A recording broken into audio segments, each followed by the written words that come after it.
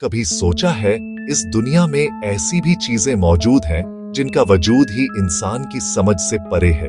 ऐसे राज जो सिर्फ आंखों से नहीं, दिमाग और वक्त दोनों को हिला देते हैं। किसी कोने में पत्थरों के बीच छुपा एक परफेक्ट गोल गोला तो कहीं मिट्टी के अंदर दबा एक हथौड़ा जो कह रहा है इतिहास उतना पुराना नहीं जितना तुम सोचते हो। कहीं इंसान के पैरों के नीचे एक पूरा शहर छुपा है जिसका जिक्र किसी किताब, किसी रिकॉर्ड, किसी दस्तावेज में नहीं मिलता। और कहीं एक अजनबी मॉन्यूमेंट जो खुद इंसानियत के भविष्य के नियम लिखता है। और सबसे अजीब एक पुराना मैप जो उन जगहों को दिखाता है जिनको इंसान ने हजारों साल बाद खोजा। यह सिर्फ कहानियां नहीं है, यह सबूत है कि हमारे इतिहास का एक हिस्सा कभी लिखा ही नहीं गया। तो चलिए खोलते हैं वह राज जो दुनिया के सबसे रहस्यमय और अजीब चीजों के अंदर छुपे हैं, क्योंकि सच अक्सर कहानियों से भी ज्यादा अजीब होता है।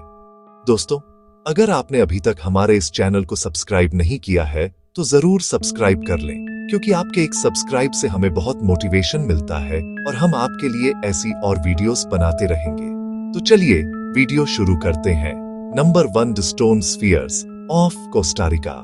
कोस्टारिका के घने जंगल के बीच एक ऐसा राज छुपा है जो मॉडर्न साइंस की समझ से बाहर है।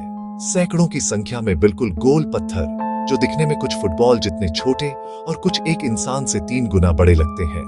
इन्हें लोकल लोग लास बोलास कहते हैं। ये पत्थर के गोले इतने परफेक्ट स्फेरिकल हैं कि अगर आज नासा के प्रिसीजन टूल्स से भी उन्हें मेजर करो तो भी उनका सिमेट्री 99.9% एक्यूरेट निकलता है। पर यह सबसे बड़ी बात नहीं है। सबसे बड़ी बात यह है कि यह बनाए किसने, क्यों बनाए और कैसे बनाए। इसका जवाब आज तक किसी के पास नहीं है। 1930 के दशक में जब यूनाइटेड फ्रूट कंपनी ने कोस्टारिका के जंगल में केले के बाग बनाने के लिए एरिया क्लियर करना शुरू किया तो उन्होंने यह अजीब गोल पत्थर पहली बार देखे।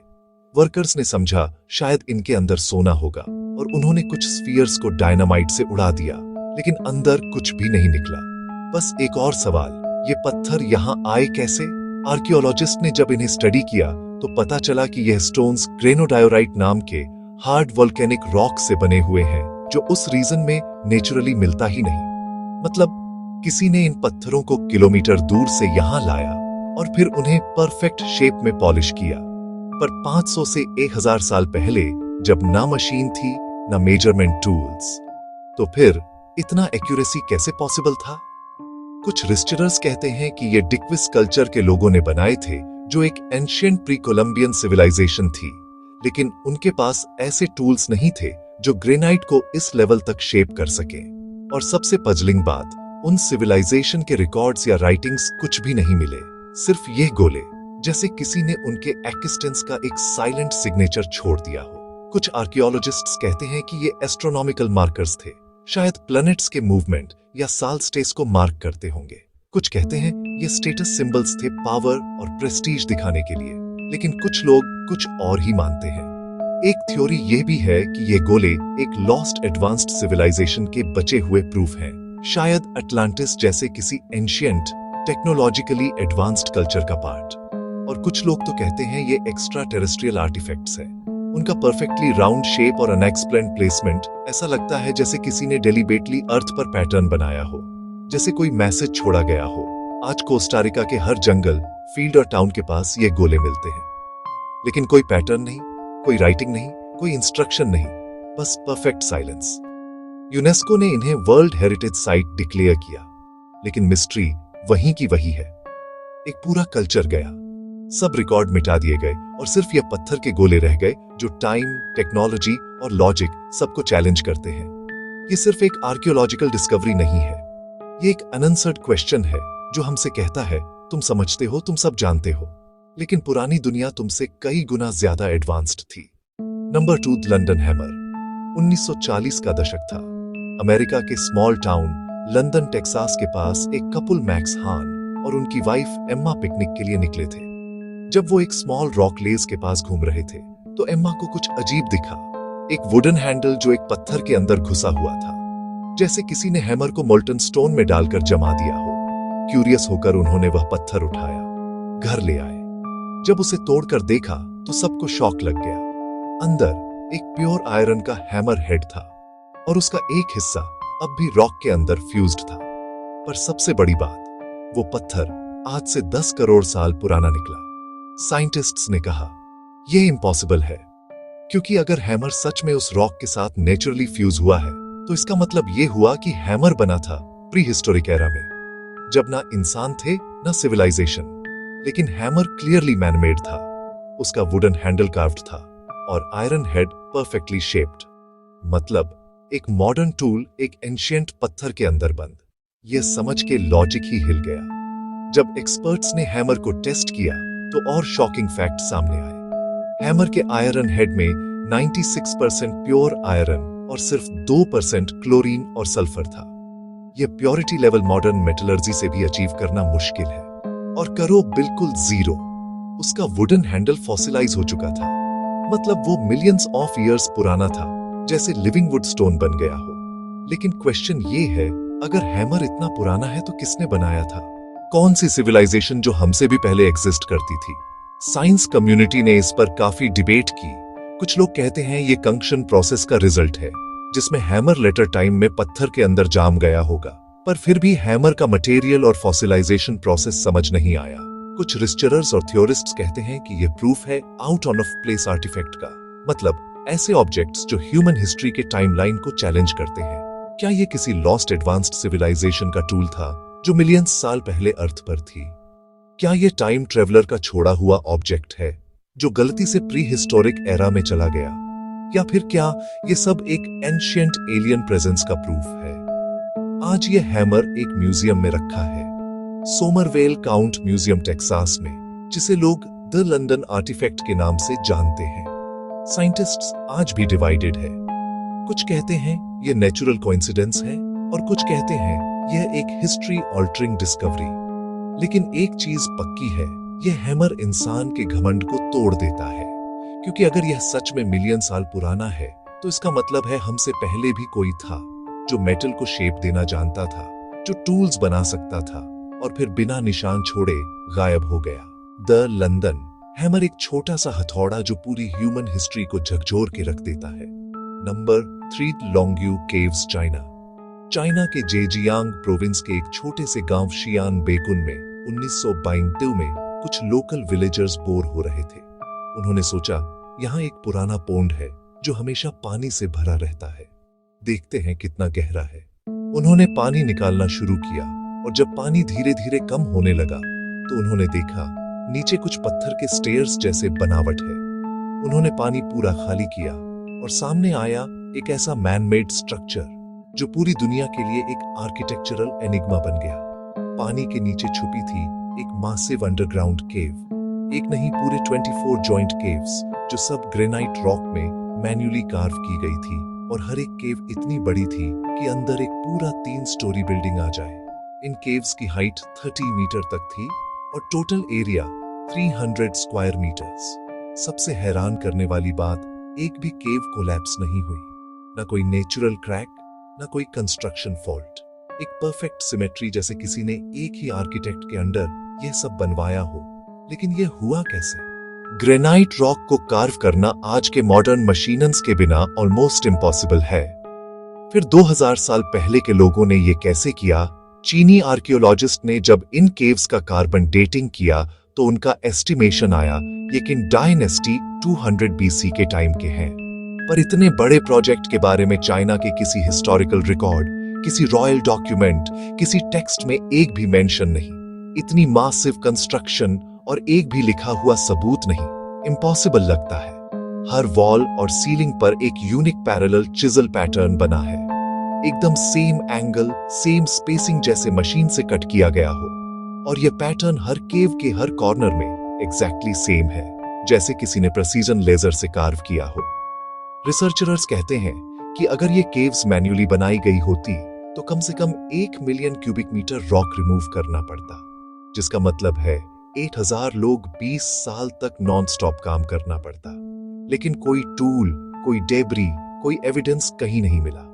कहा गया ये तो ह्यूमन एफर्ट से ज्यादा एक इम्पॉसिबल लेवल ऑफ कोऑर्डिनेशन लगता है। क्या यह किसी एडवांस्ड प्राचीन कल्चर का प्रूफ है जो हमसे पहले अर्थ पर एग्जिस्ट करता था और जिसने स्टोन कटिंग की टेक्नोलॉजी हमसे भी आगे जाकर यूज की थी। कुछ लोग कहते हैं ये डिजाइन और प्रेसिजन ह्यूमन कैपेबिलिटी से बीट लगती है। शायद यह एलियन गाइडेड प्रोजेक्ट था। कुछ रिसर्चर्स मानते हैं कि यह केव्स किसी एंशिएंट हिडन आर्मी बेस के लिए बनाई गई थी, जहां वेपन्स, गोल्ड या सीक्रेट स्क्रॉल्स स्टोर किए जाते होंगे। लेकिन जब आर्कियोलॉजिस्ट्स ने हर कॉर्नर सर्च किया तो कुछ भी वैल्यूएबल नहीं मिला। ना बोनस, ना टूल्स, ना आर्टिफैक्ट्स, बस परफेक्ट साइलेंस और ज्योमेट्री। सोचो, 24 जॉइंट केव्स, परफेक्टली सिमेट्रिकल, एक ही पैटर्न, और एक भी रिकॉर्ड नहीं कि कौन बन गया, कैसे बना, क्यों बना। द लॉन्ग्यू केव्स एक लिविंग प्रूफ है कि ह्यूमन हिस्ट्री में कुछ ऐसे पेज हैं जो कभी लिखे ही नहीं गए। आज भी साइंटिस्ट्स कहते हैं यह दुनिया के सबसे मिस्टीरियस अंडरग्राउंड स्ट्रक्चर्स हैं, और उनका राज उन्हीं पत्थरों के बीच कहीं छुपा है जो हजारों साल से चुप है, लेकिन अपनी खामोशी में कह रहे हैं, तुम समझते हो, सब कुछ जानते हो, पर हम तो अभी भी यहां हैं। Number 4, Georgia guide stones. America के जॉर्जिया स्टेट के एक छोटे से टाउन एल्बर्ट काउंट में 1980 में एक अजीब मॉन्यूमेंट खड़ा किया गया था, डी जॉर्जिया गाइड स्टोन्स। देखने में यह एक मॉडर्न स्टोनहेंज जैसे लगते थे। 4 बड़े ग्रेनाइट स्लैब्स, हर एक का वजन 20 टन से ज्यादा, और उन पर लिखे थे आने वाले कल के लिए नियम, एक ऐसे समय के लिए जब इंसानियत शायद अपनी बर्बादी के बाद दोबारा शुरू करे। पर सबसे बड़ी बात यह थी, इस मॉन्यूमेंट को किसने बनवाया यह कोई नहीं जानता। जून 1969 में एक आदमी एल्बर्टन ग्रेनाइट फिनिशिंग कंपनी के पास गया, अपना नाम बताया, आर.सी. क्रिश्चियन। उसने कहा वो एक ग्रुप के बिहाफ में आया है जो मैनकाइंड के भले के लिए एक मैसेज छोड़ना चाहता है। उसने कंपनी को पूरे प्रोजेक्ट का खर्चा दिया, पर एक शर्त रखी, उसका असली नाम और ग्रुप का आइडेंटिटी कभी रिवील नहीं किया जाएगा। 1 साल बाद 1980 में जब गाइड स्टोन्स पूरे बनकर खड़े हुए, लोग हैरान रह गए। इन स्लैब्स पर लिखे गए थे 10 गाइडिंग प्रिंसिपल्स, 8 लैंग्वेजेस में, इंग्लिश, स्पेनिश, स्वाहिली, हिंदी, हब्रू, अरबी, चाइनीज और रशियन में। और सबसे ज्यादा शॉक देने वाला मैसेज था, maintain humanity under 500 million in perpetual balance with nature. यानी अगर दुनिया में 8 बिलियन लोग हैं तो यह मॉन्यूमेंट सजेस्ट करता था कि सिर्फ 500 मिलियन लोग बचे रहने चाहिए, बाकी सब। क्या यह किसी मास एक्सटेंशन या पॉपुलेशन कंट्रोल प्लान का हिंट था? कुछ लोगों ने इसे न्यू वर्ल्ड ऑर्डर का सिंबल कहा, जबकि कुछ ने इसे सैटनिक या इल्यूमिनेटी के प्लान का पार्ट बताया। यह मॉन्यूमेंट एस्ट्रोनॉमी के हिसाब से भी अलाइन था। जैसे स्टोनहेंज एक होल से नॉर्थ स्टार दिखता था और एक नैरो स्लॉट से सूरज हर साल स्टिच पर परफेक्ट अलाइन होता था। मतलब यह डिजाइन किसी रैंडम आर्किटेक्चर का काम नहीं लगता था, बल्कि एक सोची समझी कैलकुलेशन थी। सालों तक लोग यहां आकर डिबेट करते रहे, यह इंसानियत को गाइड करने वाला मैसेज था या एक वार्निंग। लेकिन 2022 में एक सुबह जॉर्जिया गाइड स्टोनस में एक ब्लास्ट हुआ जिसने एक स्लैब तोड़ दिया। अथॉरिटीज ने बाकी स्ट्रक्चर को भी सिक्योरिटी के लिए गिरा दिया, और आज जहां वो मॉन्यूमेंट था वहां सिर्फ पत्थर के टुकड़े और खामोशी बची है।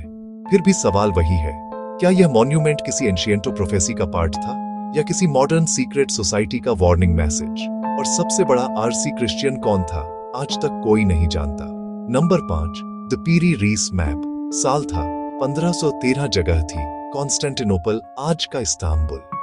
यहाँ एक ऑटोमन एडमिरल और नेविगेटर पीरी रीस ने एक ऐसा वर्ल्ड मैप बनाया जो दुनिया के सबसे बड़े रहस्यों में से एक बन गया। ये मैप एक डियर स्किन पर्चमेंट पर बना था, और उसमें दुनिया के कुछ हिस्सों के नक्शे ऐसे डिटेल में दिखाए गए थे जैसे उन्हें ऊपर से स्पेस से देखा गया हो। सबसे हैरान कर देने वाली बात यह थी कि इस मैप में साउथ अमेरिका और अंटार्कटिका दोनों क्लियरली दिख रहे थे। लेकिन आप जानते हैं, अंटार्कटिका तो ऑफिशियली 10,920 में डिस्कवर हुआ था। पीरीज के मैप के 300 साल बाद और भी ज्यादा शॉकिंग बात यह थी कि अंटार्कटिका को इस मैप में बिना आइस के दिखाया गया है, जैसे किसी ने उसका नक्शा तब बनाया हो जब वो कॉन्टिनेंट बर्फ से ढका नहीं था। साइंस के हिसाब से ऐसा लगभग 6000 साल पहले हो सकता है, जब इंसानी सिविलाइजेशन अभी शुरू ही हुई थी। तो सवाल यह उठता है, पीरी रीस ने यह मैप बनाया कैसे? अपने खुद के लिखे नोट में पीरी रीस ने लिखा था कि उसने यह मैप पुराने मैप्स के बेस पर बनाया है, जिनमें से कुछ अलेक्जेंडर द ग्रेट के जमाने के थे और कुछ तो ऐसे सोर्सेस से आए थे जिनके बारे में खुद उसे भी पता नहीं था। कुछ हिस्टोरियंस का कहना है कि शायद यह मैप्स एंशिएंट सिविलाइजेशंस के थे, जैसे अटलांटिस जैसी कोई लॉस्ट सभ्यता जो दुनिया के ज्योग्राफी को हमसे कहीं ज्यादा अच्छा समझती थी। कुछ लोग कहते हैं कि यह एक्स्ट्रा टेरेस्ट्रियल हेल्प का रिजल्ट हो सकता है। एलियंस ने पुराने समय में ह्यूमंस को नॉलेज दी हो। जब साइंटिस्ट्स ने 20वीं सेंचुरी में रडार के जरिए अंटार्कटिका के आइस लेयर के नीचे के लैंड मास का सर्वे किया तो उन्हें शॉक लगा। वो कॉन्टूर बिल्कुल मैच करता था पीरीज के मैप से, यानी एक 1513 का मैप उस लैंड को सही शेप में दिखाता है जो बर्फ के नीचे छुपा हुआ था और इंसानी आंख ने कभी देखा ही नहीं था।